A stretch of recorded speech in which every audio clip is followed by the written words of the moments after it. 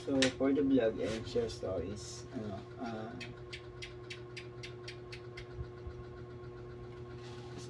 thanks na lang kay God, kasi nagkaroon tayo ng kakwentuhan o tao na ah, may share ko yung stories na buhay ko, and hoping na tumagal pa yung relasyon bilang magkaibigan. So minsan inisip ko na napakamalas ko sa babae kasi hindi ako nagkakaroon ng girlfriend. So nung nagkahiwalay kami ng asawa ko, almost years din yun,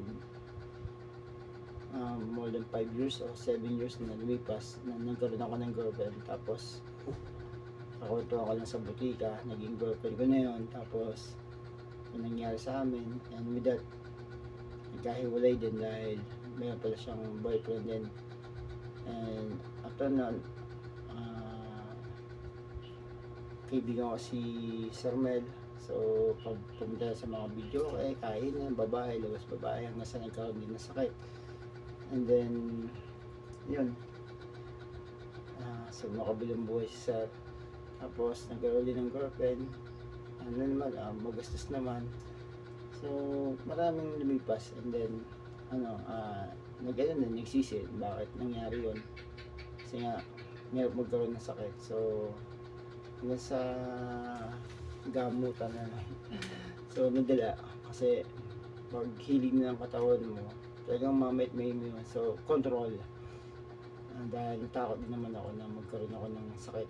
And then yun, years din ang tinagal hanggang sa sabi ko napakamalas ko sa babae. And with that, nagkaroon ako ng kaibigan na may edad sa akin, 73 years old, and then naging kabarkada, kaibigan. So sa 73 years old, nagkaroon pa siya ng girlfriend na 35 years old. Sabi ko, wow, nautangan pa niya ng 5K. Sabi ko, napaka swerte naman niya. And ako, parang inisip ko sa sarili, napakamalas kong tao. Ako yung pinakamalas kasi yung mga gusto kong mangyari sa buhay ko, negosyo, masipag naman ako. Tapos ba't di ako makaalis sa poder ng magulang ko, hindi ako mangyari yun. So sinabi sa sarili ko na napakamalas. And with that, so sabi ko, try nga ulit sa dating app.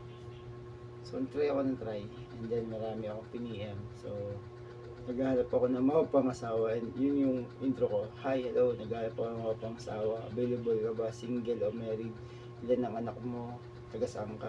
And yung mga ganun. Tapos ano ba, yung buong buong chat na yun, yung copy paste na lang. So sabi ko, kung mayroon man ako makakusap ng tatlong babae, maayos ko sa popokus ako dun sa isa. And with that, swerte pa rin kasi akala ko ako na yung pangamalas, ako yun pala yung hindi pala tunay na malas.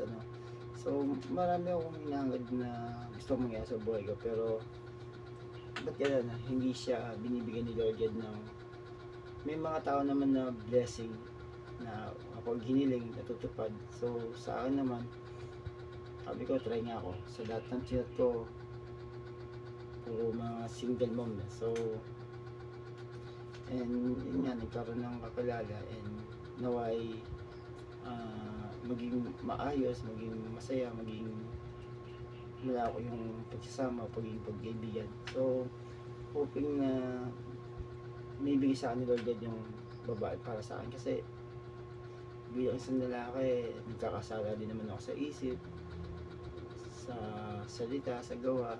So ang hirap na walang inspirasyon. Yun yung parang bang sabi ko, magkaroon naman ako ng companionship o sabi ko sa chat walang problema sa akin kung virgin ko hindi. Tapos 48 na ako, ganun. Sabi ko,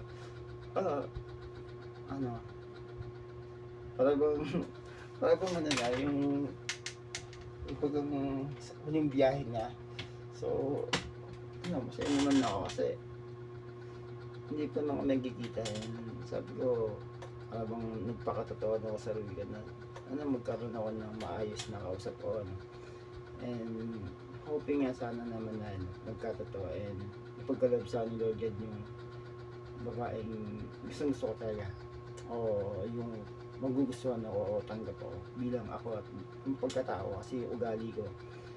And sabi ko, kung mag-alala, hindi ko naman kita ipapahamak o hindi naman kita dadalhin sa kapahamakan o dadalhin sa ano, yung mga ganun bang estilo na pananalita.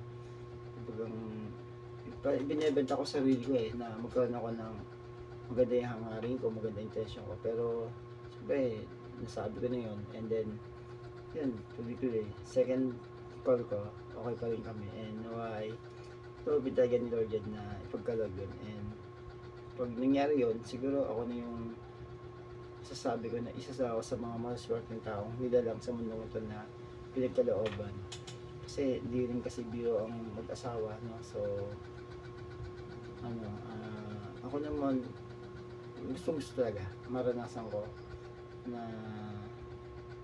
magmahal muli o i-open yung heart ko na makatanggap muli o magsimula ulit. And siguro yun yung blessing na papasalamat ko kay Lord God na pinagkaloob yun, kasi ang hirap kasi ng solo lang yung bagang ano, nainggit ka sa iba, tapos naghahanap pa rin na sana meron kang kakausapin o inspirasyon sa buhay. So, oo, wala naman akong tinatago sa pagkatao ko.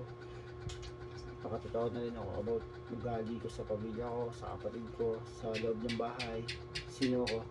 Para bang lahat ba ng vlog ko, ikwento ko na doon. Kaya, kung panonood din yung pagkatao ko, pagbaka ng pamilya ko, nandun na lahat So, wala na akong itatago pa. And with that, sinishare ko naman yung buhay ko. And that's it. So, yun lang naman. And for the vlog, it's your stories. That's all.